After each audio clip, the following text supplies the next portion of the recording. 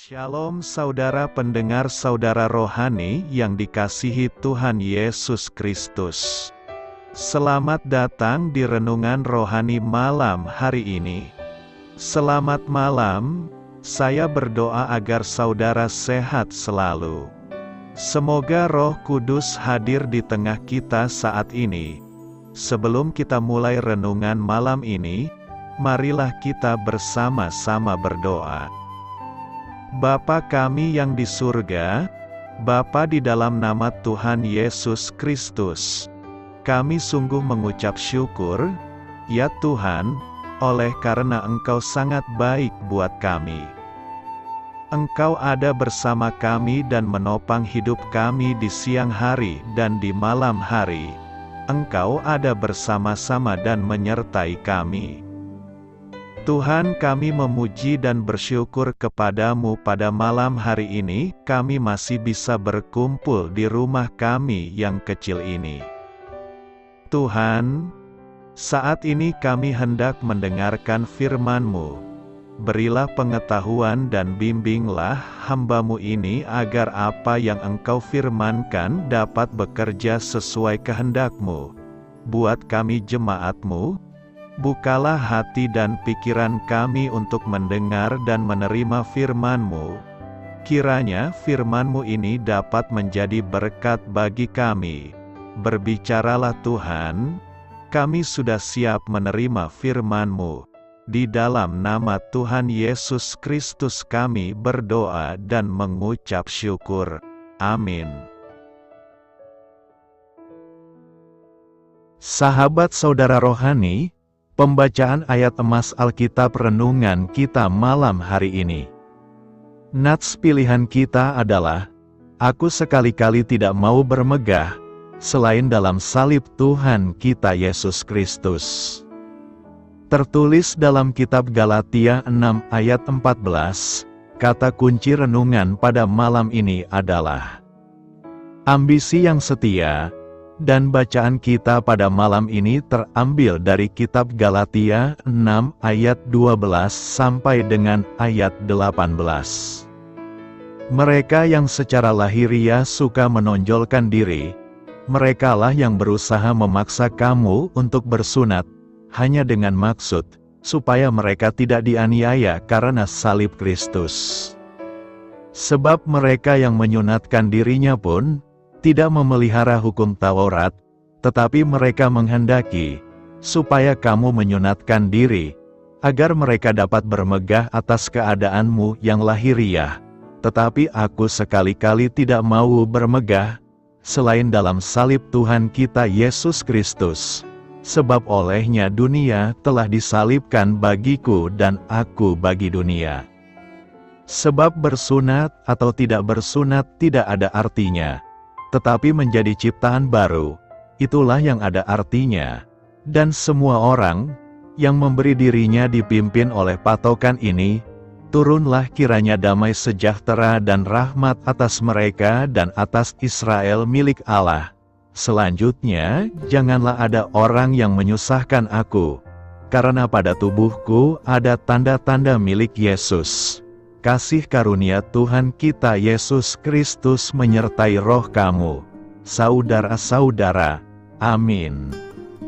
Terambil dari kitab Galatia 6 ayat 12 sampai dengan ayat 18. Topik dari ayat emas renungan kita adalah, dunia menghargai kesuksesan jangka pendek, tetapi Allah menghargai kesetiaan jangka panjang.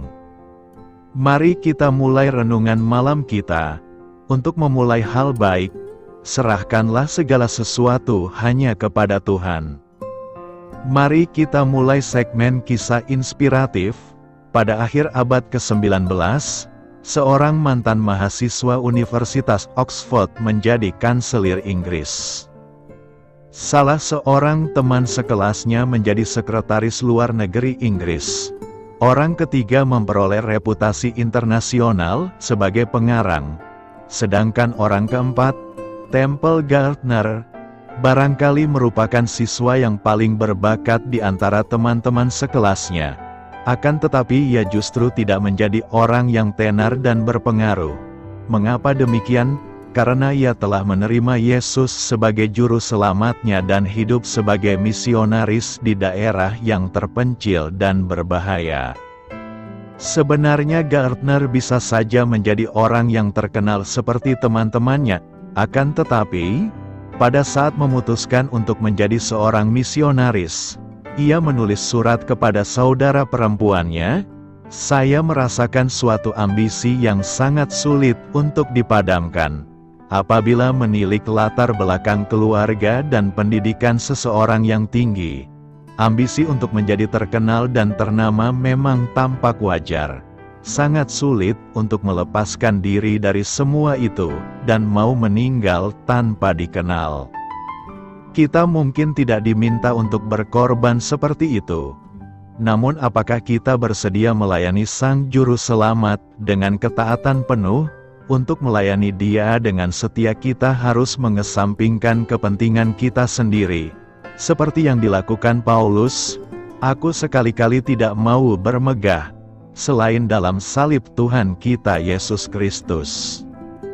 Kita tidak perlu menjadi terkenal, namun kita perlu setia kemanapun Allah memanggil kita. Bermegah karena salib Yesus. Galatia 6 ayat 14 berkata, "Tetapi aku sekali-kali tidak mau bermegah selain dalam salib Tuhan kita Yesus Kristus. Sebab olehnya dunia telah disalibkan bagiku dan aku bagi dunia." Sebenarnya sulit bagi kita untuk bermegah karena salib. Karena salib adalah penderitaan. Biasanya orang bermegah karena kebahagiaan, kesuksesan, kekayaan yang dimilikinya.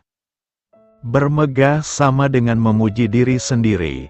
Menurut Paulus, orang percaya yang sudah menerima banyak kebaikan dan kemurahan Tuhan lalu masih memuji diri sendiri atau bermegah, maka itu merupakan kesalahan. Itu adalah sebuah kesombongan atau kecongkakan. Dalam Yakobus 4 ayat 6b dikatakan, Allah menentang orang-orang yang congkak. Itu berarti kita tidak boleh memegahkan diri. Tapi kalau mau bermegah, bermegahlah di dalam dan melalui salib Yesus. Paulus dalam bagian ini sebenarnya mau menyampaikan ucapan selamat kepada orang-orang di Galatia. Namun karena melihat pengaruh Yudaisme atau paham Yahudi atas mereka, muncul kekhawatiran dalam hatinya. Ia mencoba membentengi mereka dengan menganjurkan mereka supaya hati-hati dalam iman. Orang-orang Kristen yang masih terikat tradisi Yahudi memakai sunat sebagai topeng supaya lolos dari kutuk salib. Mereka menyarankan supaya orang-orang Galatia disunat, padahal mereka tidak mengerti arti sunat yang sebenarnya. Yang penting bagi mereka bahwa dengan disunat mereka selamat. Oleh karena itu, Paulus menekankan agar orang-orang Galatia tahu siapa Kristus dalam hidup mereka. Kalau mereka mau bermegah, bermegahlah karena salib Kristus. Dengan jalan salib kita telah menerima hidup berharga dari Allah. Soal bersunat atau tidak bersunat bukanlah hal yang penting dalam kehidupan di dalam Kristus. Melainkan yang penting adalah terwujudnya ciptaan baru dalam terang keselamatan Allah yang mempunyai masa depan. Bagi mereka yang hidup dengan pedoman ini, Paulus memohonkan berkat Allah. Ini merupakan gambaran bahwa mengikuti perintah Allah dalam Yesus Kristus, maka berkat-berkat-Nya akan tercurah dengan melimpah dalam hidup kita. Nas hari ini hendak mengajarkan pada kita agar orang percaya tak sepatutnya bermegah atau membangga-banggakan diri tentang hal-hal yang lahiriah atau materi. Kepada jemaat di Galatia, Rasul Paulus menegaskan bahwa ia sekali-kali tidak mau bermegah selain di dalam Tuhan. Kita bermegah di dalam Tuhan karena status kita sebagai ciptaan baru di dalam Kristus. Jadi siapa yang ada di dalam Kristus, ia adalah ciptaan baru, yang lama sudah berlalu, sesungguhnya yang baru sudah datang. Maka dari itu, bersunat atau tidak bersunat tidak ada artinya. Tetapi menjadi ciptaan baru, itulah yang ada artinya. Apakah kita benar-benar sudah mengalami kelahiran baru di dalam Kristus?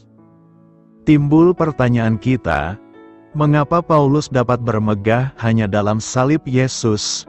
Apa yang membuatnya begitu bangga, bahkan bersedia menderita karena salib Yesus?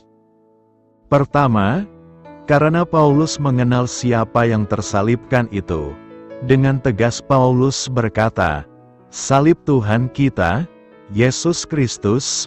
Paulus mengenal Yesus adalah Tuhan yang berkuasa atas orang yang hidup dan yang mati. Paulus juga mengenal bahwa Yesus adalah Tuhan yang mengasihi dirinya. Jika kita sungguh-sungguh mengenal pribadi Yesus, maka tidak dapat tidak, kita akan bermegah dalam salib Kristus. Tidak mungkin kita memegahkan diri lebih dari apa yang dikerjakan Yesus di atas kayu salib. Kedua, karena Paulus mengenal kuasa salib Yesus. Paulus tahu bahwa di atas salib Yesus mematahkan kutuk hukum Taurat, yaitu dosa dan kuasa dosa serta dunia. Ketidakberdayaan untuk melakukan hukum Taurat, kuasa dosa yang memperhamba dan tipu daya dunia telah dipatahkan kuasanya melalui kematian Yesus di atas kayu salib, sehingga siapa yang percaya dan menerimanya mengalami kemenangan dalam hidupnya. Ketiga, karena Paulus mengenal tujuan dari salib Yesus. Paulus mengenal tujuan Allah melalui karya salib Kristus, yaitu menjadikan orang yang percaya ciptaan baru.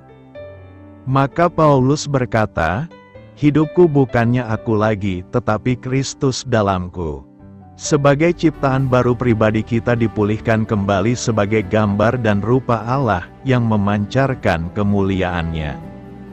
Tidak pantas bagi kita untuk terus-menerus diperbudak dosa dan menjalani hidup dengan norma-norma duniawi. Ciptaan baru seharusnya menjalani hidup dengan cara yang baru yang sesuai dengan norma-norma ilahi, yaitu firman Allah.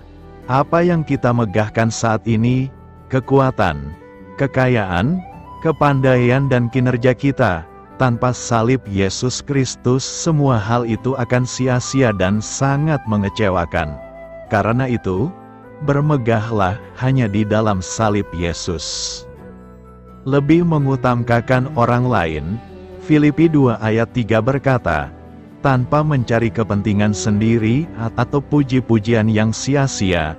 Sebaliknya, hendaklah dengan rendah hati yang seorang menganggap yang lain lebih utama daripada dirinya sendiri. Nas hari ini mengajak kita untuk lebih mengutamakan orang lain.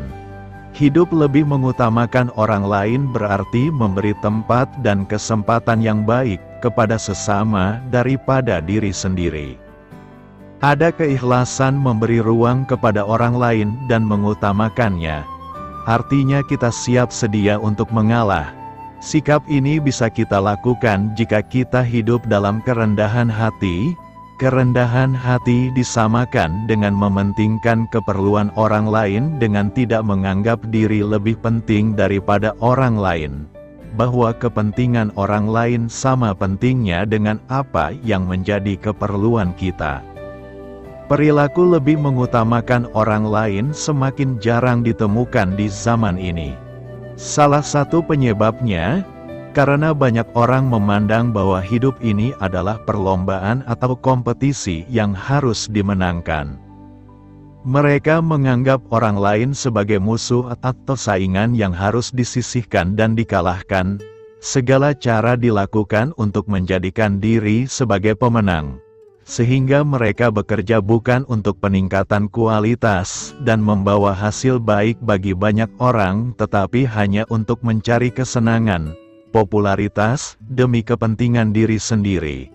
Itulah kehidupan yang sementara terjadi dalam jemaat dan masyarakat.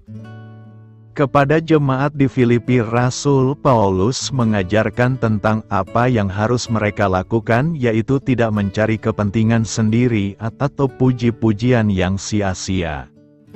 Sebaliknya, hendaklah dengan rendah hati seorang menganggap yang lain lebih utama daripada dirinya sendiri, dan janganlah tiap-tiap orang hanya memperhatikan kepentingannya sendiri, tetapi kepentingan orang lain juga. Bagi Paulus, kerendahan hati harus terwujud dalam pikiran, perasaan, perkataan dan tingkah laku hidup serta menjadi landasan membangun hubungan satu sama lain. Semua anggota jemaat sama di hadapan Tuhan. Karena itu tiap anggota berhak atas pelayanan dan penerimaan dari anggota yang lain.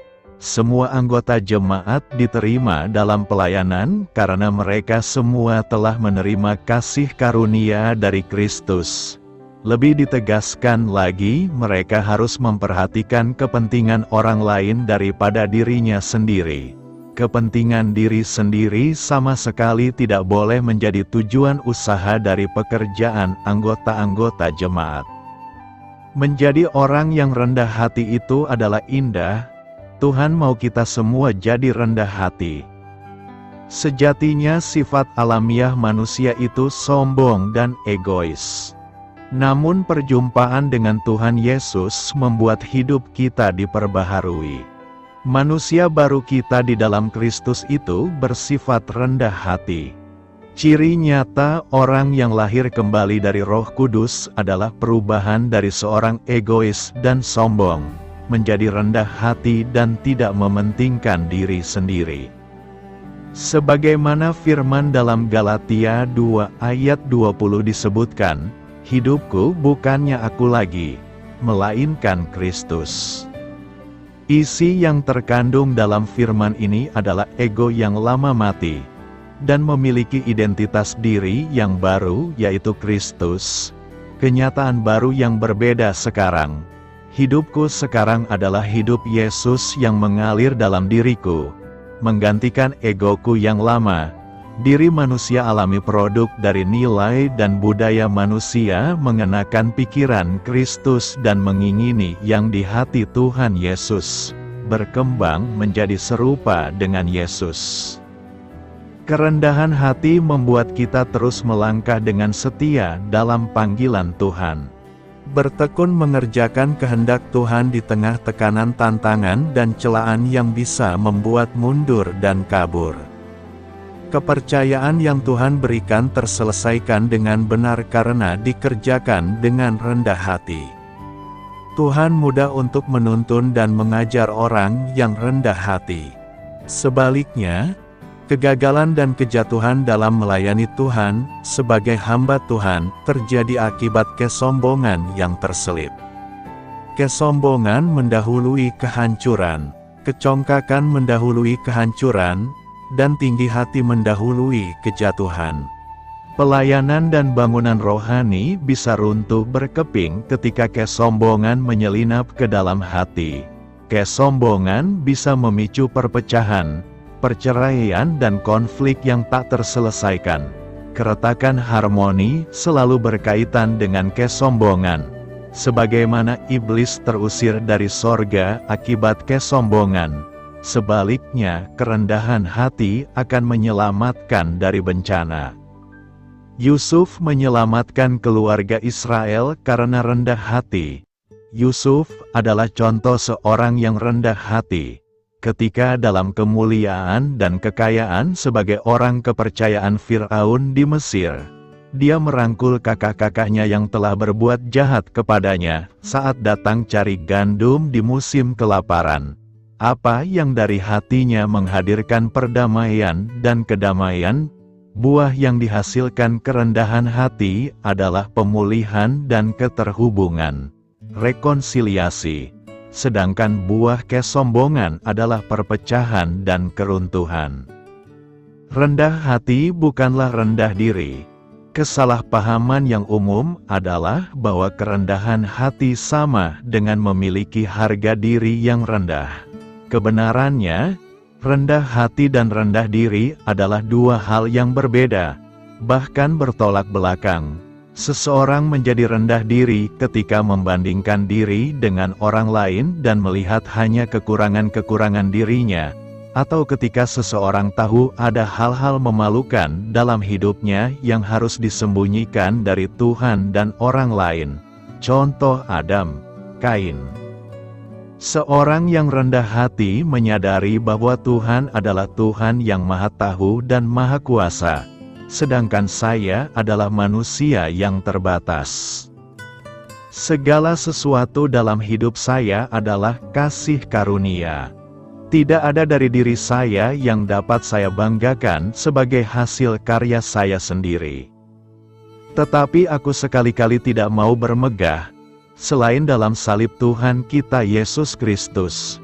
Sebab olehnya dunia telah disalibkan bagiku, dan aku bagi dunia.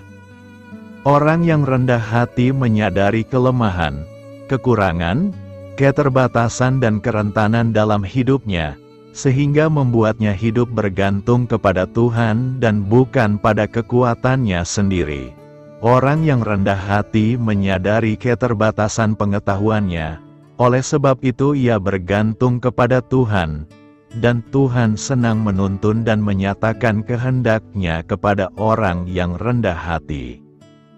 Firman Tuhan saat ini mengingatkan kita sebagai keluarga Kristen agar tidak memandang hidup ini sebagai suatu perlombaan atau kompetisi yang saling mengalahkan. Hidup ini adalah kesempatan yang Tuhan berikan kepada kita untuk dijalani bersama supaya menjadi berkat bagi orang lain.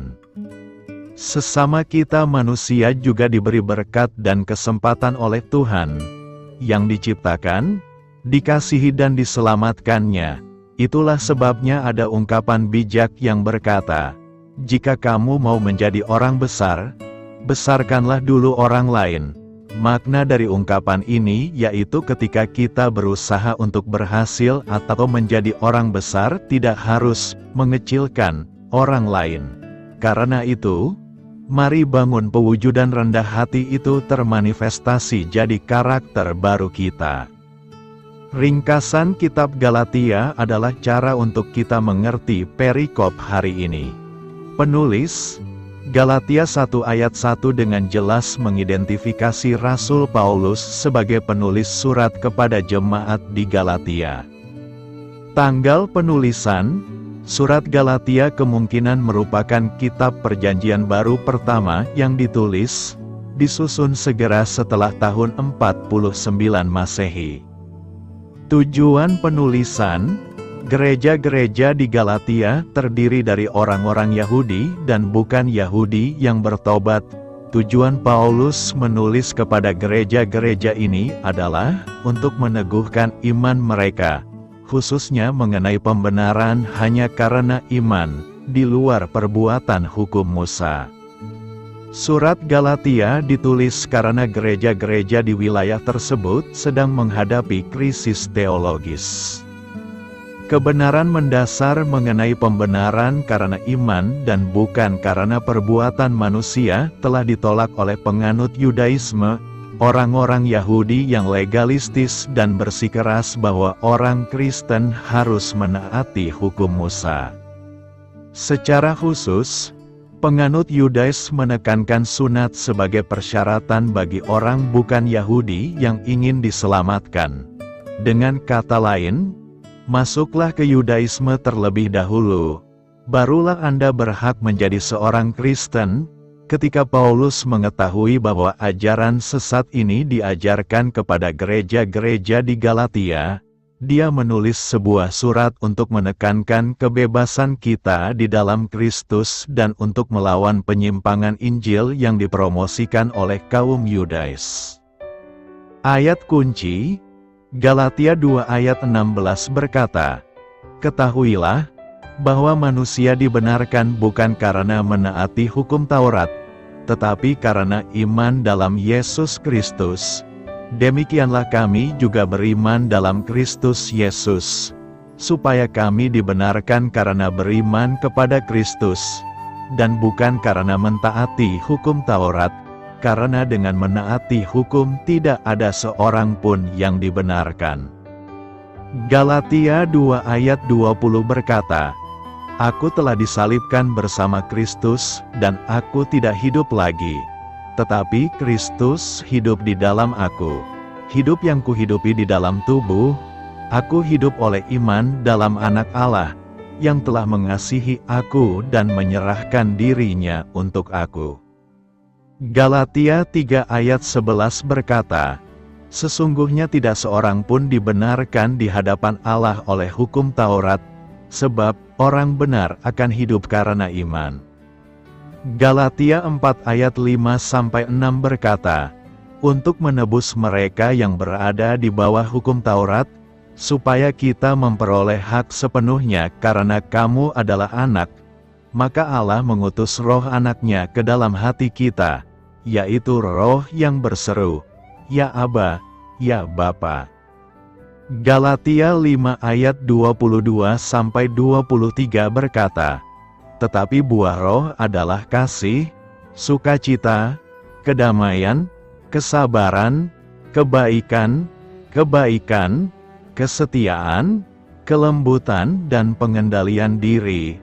Tidak ada hukum yang melarang hal-hal seperti itu."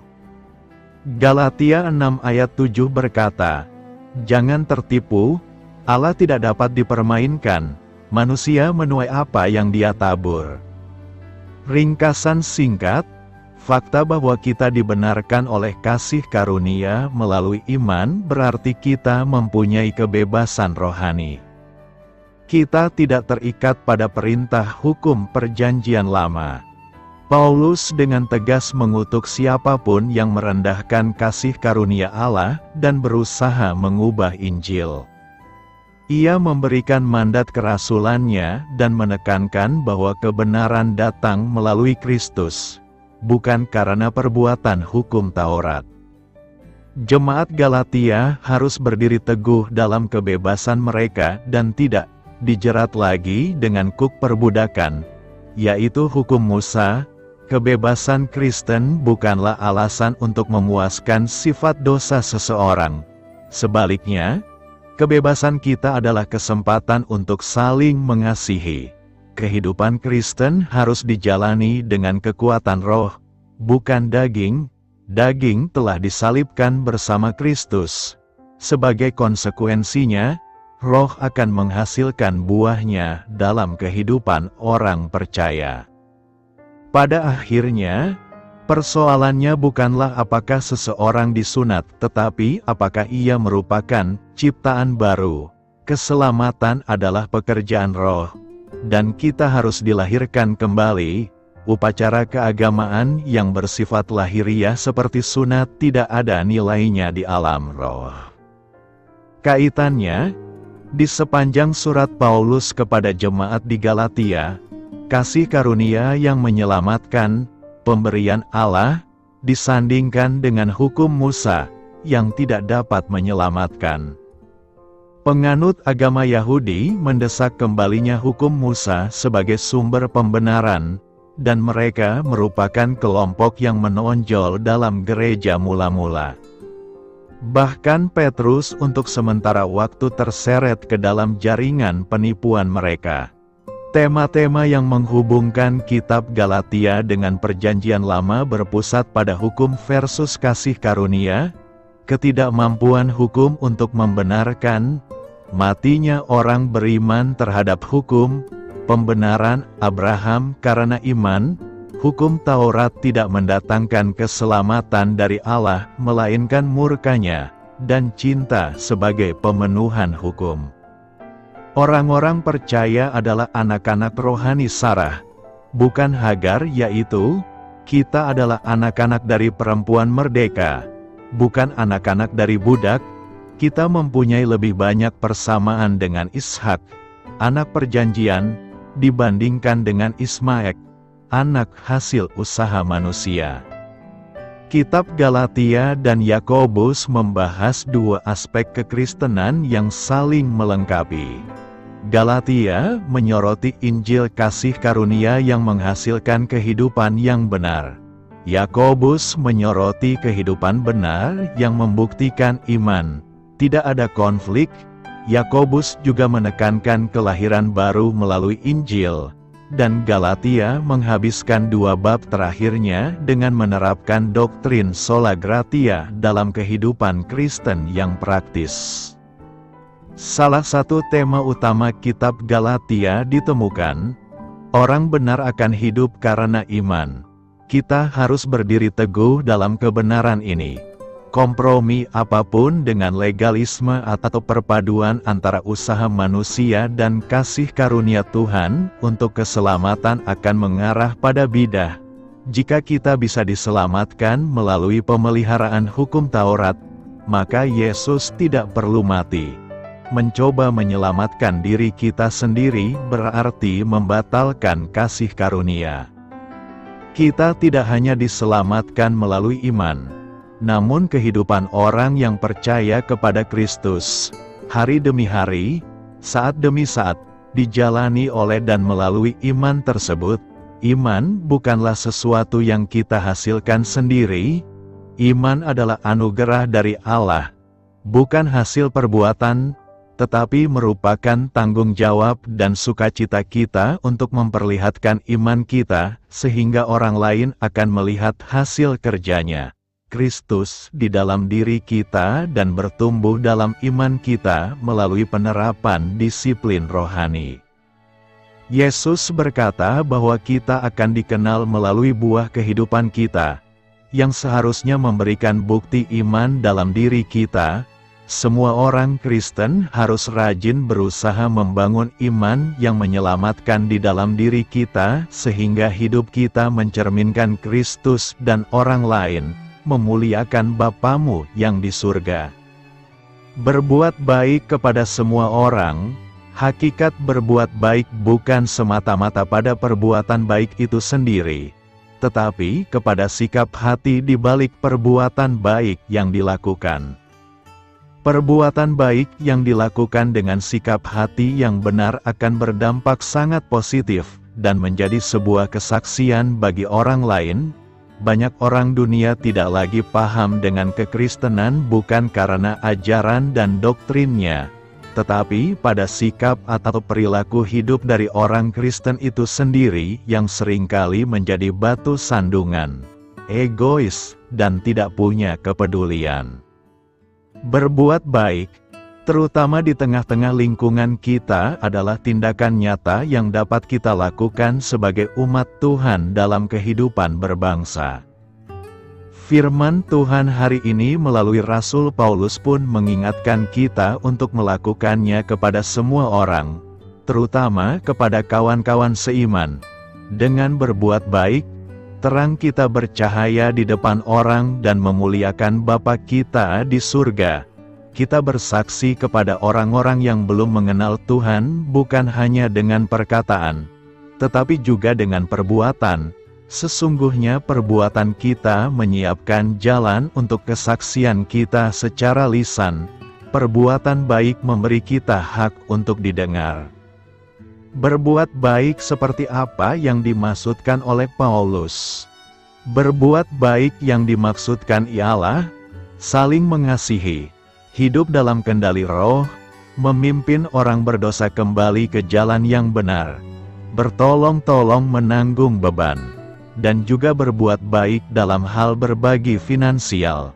Secara khusus untuk Galatia 6 ayat 9-10, berbuat baik yang dimaksud dalam konteks memberi bantuan untuk mencukupi kebutuhan jasmani, sosial, dan rohani. Namun ini yang perlu kita ingat. Janganlah berhenti berbuat baik, sekalipun pandemi sudah berhenti. Maka berbuat baik artinya memberi bantuan untuk memenuhi kebutuhan yang ada, baik secara materi, sosial, maupun spiritual. Kita tidak asal-asalan berbuat baik, kita tidak sembarangan baik demi menyenangkan diri sendiri. Namun, kita peka akan kebutuhan mereka yang Tuhan tempatkan di sekitar kita. Perbuatan baik yang relevan dan strategis akan membantu sang pemberi bantuan dan lebih menguntungkan sang penerima bantuan.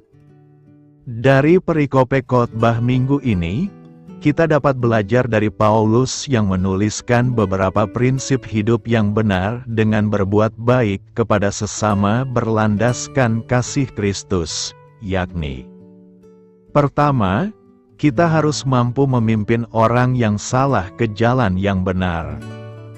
Kata memimpin artinya tidak hanya memimpin seseorang yang salah untuk tahu jalan yang benar, tetapi sampai kepada tahap bahwa orang tersebut hidup di jalan yang benar dengan memiliki relasi kepada Kristus.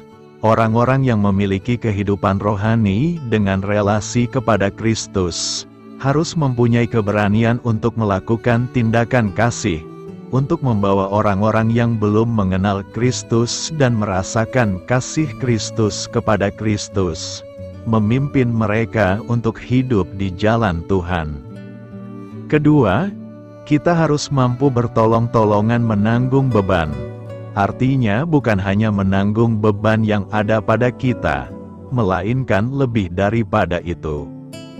Kita sebagai anggota tubuh Kristus harus rela untuk menolong orang lain dengan merasakan dan membantu untuk mengurangi beban sesama kita, baik kepada sesama kita yang seiman, karena kita adalah anggota tubuh Kristus, juga kepada sesama kita yang tidak seiman, karena kita diajarkan untuk mengasihi sesama sebagai wujud kasih kita kepada Allah. Bertolong-tolongan artinya ada kegiatan serentak dari beberapa orang untuk mencapai tujuan saling melengkapi, saling membantu yang lemah dan kesusahan. Ketiga, kita harus mampu membagi segala sesuatu yang ada pada kita. Tidak mementingkan diri sendiri, sungguh sangat kontras dengan apa yang terjadi pada zaman ini, di mana orang-orang hanya hidup untuk kepentingan diri sendiri. Rela berbagi apa yang kita punya kepada sesama kita. Jemaat mula-mula telah melakukan dan meninggalkan suatu teladan yang baik di dalam hidup berjemaat dan bermasyarakat. Mereka rela berbagi makanan, bahkan yang mempunyai harta rela menjual hartanya dan dibagi-bagikan ke seluruh jemaat. Segala kepunyaan mereka adalah kepunyaan bersama. Ciri hidup yang akhirnya menjadi kesukaan bagi semua orang, di mana orang lain merasakan berkat melalui hidup jemaat mula-mula. Kiranya begitulah hidup kita. Namun dalam prinsip hidup yang benar yang dituliskan, Paulus juga menuliskan bahwa ketika kita melakukan suatu perbuatan baik, kita harus mewaspadai hal-hal berikut. Pertama, kita harus mewaspadai pencobaan. Seringkali ketika kita membantu orang yang lemah atau hidupnya salah, kita tidak sadar diri bahwa kita juga dulu adalah orang-orang yang demikian. Pada akhirnya menimbulkan pencobaan bagi diri kita sendiri yang berakibat pada dosa yang mungkin kesombongan pribadi karena telah bias mengubah hidup orang lain, atau mungkin terjerumus ke dalam kehidupan orang yang kita tolong. Mengubah hati manusia adalah pekerjaan Allah. Orang percaya hanya alat untuk menyadarkan manusia lainnya yang hidupnya melenceng dari jalan Tuhan. Kedua, kita harus mewaspadai menyangka diri lebih berarti atau penting. Kejatuhan orang percaya seringkali berada pada titik ini. Karena terlalu sering membantu orang lain, kita merasa diri kita dibutuhkan dan merasa diri kita ini penting bagi mereka, yang alhasil membuat kita jatuh pada memegahkan diri walau tidak diucapkan melalui bibir. Padahal kita adalah alat Tuhan untuk menyalurkan kasih-Nya kepada sesama dalam dunia ini. Ketiga, kita harus mewaspadai bermegah atas orang lain. Menurut KBBI, bermegah suatu tindakan untuk membanggakan atau menyombongkan diri, atau berlaku ingin lebih megah dari yang lain. Kejatuhan membantu orang lain dengan hati yang tidak murni akan menimbulkan kesombongan dan membuat kita mungkin berpikir, karena kita orang lain bias tertolong. Oleh karena itu, kita perlu menguji pekerjaan kita. apakah yang kita kerjakan dengan setulus hati atau tidak. Paulus menutup suratnya dengan menuliskan, jangan jemu-jemu berbuat baik, artinya tidak bosan-bosannya untuk melakukan pekerjaan baik kepada sesama yang sudah Allah persiapkan sebelumnya. Kita diperlayakkan Allah untuk menyalurkan kasih-Nya, karena kita sudah merasakan kasih-Nya terlebih dahulu dalam hidup kita. Hendaknya teladan Tuhan kita Yesus Kristus kita lakukan dan hendaknya hidup kita menjadi seberkas cahaya yang tidak pernah padam dalam dunia yang gelap ini. Jangan jemu-jemu untuk menyalurkan cinta kasih Allah kepada sesama kita selama masih ada waktu dan kesempatan. Renungkan, apa yang hendak kita renungkan hari ini? Pertama, berbuat baik kepada semua orang harus kita perjuangkan untuk diwujudkan. Rasul Paulus mengingatkan umat atau persekutuan orang percaya di Galatia untuk mulai dan semakin banyak berbuat kebaikan-kebaikan dari diri sendiri, dan tidak menunggu orang lain untuk melakukan lebih dahulu. Paulus juga menegaskan bahwa kasih persaudaraan seharusnya diperjuangkan untuk diwujudkan. Persekutuan orang percaya yang berisi teguran atas kesalahan, ada pertobatan dari kesalahan yang dilakukan, ada pengampunan untuk orang yang bertobat, dan ada hormat kepada orang yang menegur. Semua itu harus dilandaskan atas kasih Tuhan. Kedua, berbuat baik kepada semua orang itu bersifat permanen, bukan temporer. Berapa lama kita harus menunjukkan perbuatan baik? Perintah untuk berbuat baik itu bersifat permanen, terus-menerus, bukan hanya sesekali atau musiman. Janganlah jemu-jemu menunjuk kepada suatu tindakan yang harus dilakukan secara terus-menerus. Kepada siapa kita harus berbuat baik? Kepada semua orang dalam situasi dan kondisi apapun, tetapi terutama kepada kawan-kawan kita seiman. Mengapa? Karena mereka adalah keluarga dalam kerajaan Allah, sesama anggota tubuh Kristus. Jangan tunda-tunda waktu dan menjadi kendor dalam berbuat baik, sebab pada waktunya kita akan menuai apa yang kita tabur. Seperti seorang petani yang telah menabur benih, ia tidak dengan serta-merta berhenti bekerja, tetapi ia terus mengupayakan agar benih yang ditabur tersebut terus bertumbuh dengan baik, hingga waktu untuk menuai itu pun tiba. Ketiga, berbuat baik kepada semua orang bukanlah tugas atau beban. Hidup berbuat baik adalah gaya hidup Yesus sendiri. Bahkan Yesus mati agar kita dapat mengalami kehidupan yang sesungguhnya. Kita patut dipenuhi dengan rasa syukur, bangga, dan sukacita dapat menjalani kehidupan penuh perbuatan baik.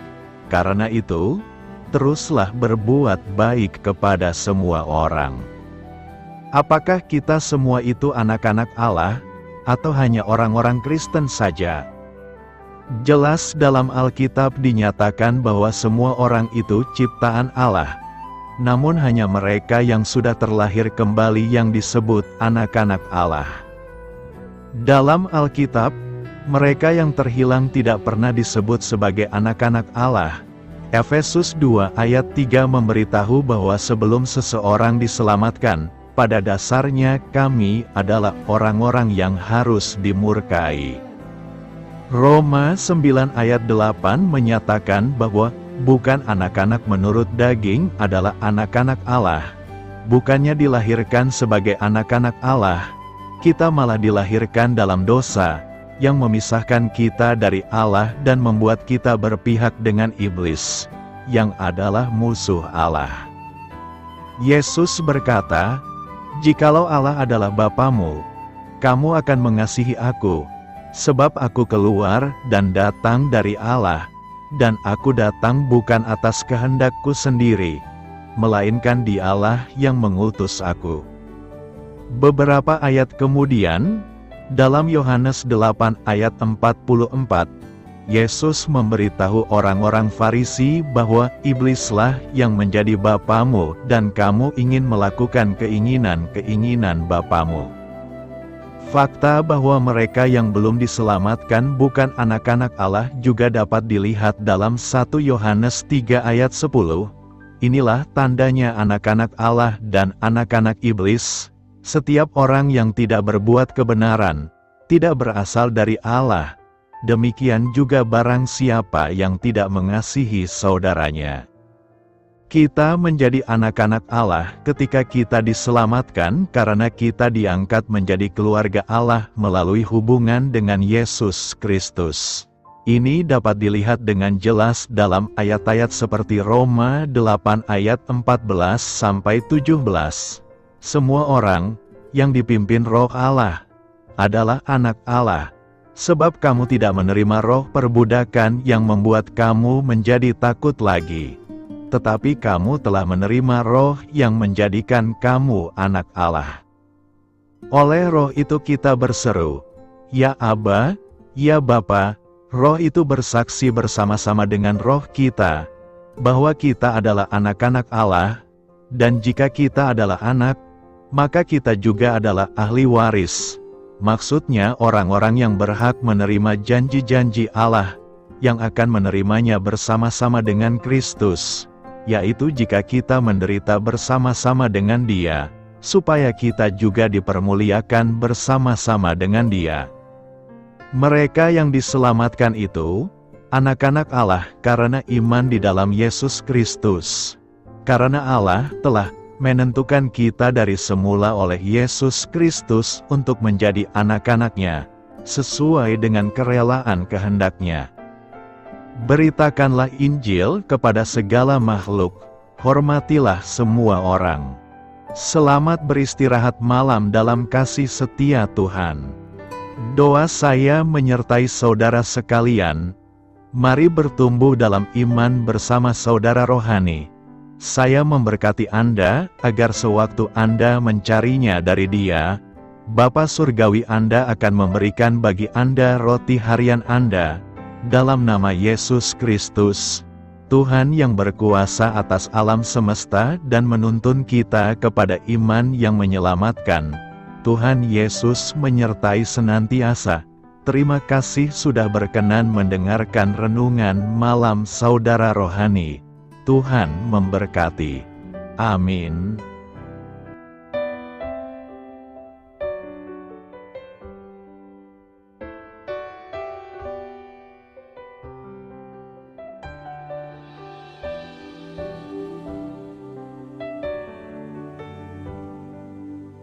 Marilah kita renungkan, sahabat saudara rohani. Demikianlah renungan firman Tuhan malam hari ini. Semoga menjadi berkat di dalam hidup kita dan menjadikan kita pribadi yang lebih baik. Sebelum kita beristirahat pada malam hari ini, marilah kita berdoa. Bapa kami yang di surga, Bapa di dalam nama Tuhan Yesus Kristus, kami sungguh mengucap syukur, ya Tuhan, oleh karena Engkau sangat baik buat kami. Engkau ada bersama kami dan menopang hidup kami di siang hari dan di malam hari. Engkau ada bersama-sama dan menyertai kami, ya Tuhan Yesus.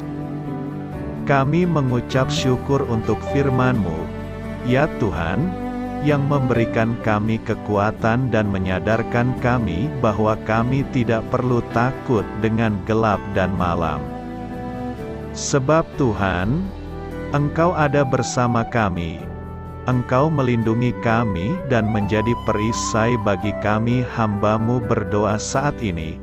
Tuhan, untuk setiap pendengar renungan ini yang mengalami ketakutan, kecemasan, kegelisahan, pada situasi gelap dan malam hari di dalam nama Tuhan Yesus Kristus. Kuasa Tuhan melepaskan mereka dari segala ikatan roh-roh ketakutan yang mengikat mereka saat ini. Tuhan melepaskan setiap anak-anak-Mu dari segala rasa takut dan kecemasan. Di dalam nama Tuhan Yesus segala kuasa-kuasa roh jahat, kuasa setan iblis yang mengganggu anak-anak-Mu, ya Tuhan, tolong hancurkan dan halaukan dengan kuasa-Mu.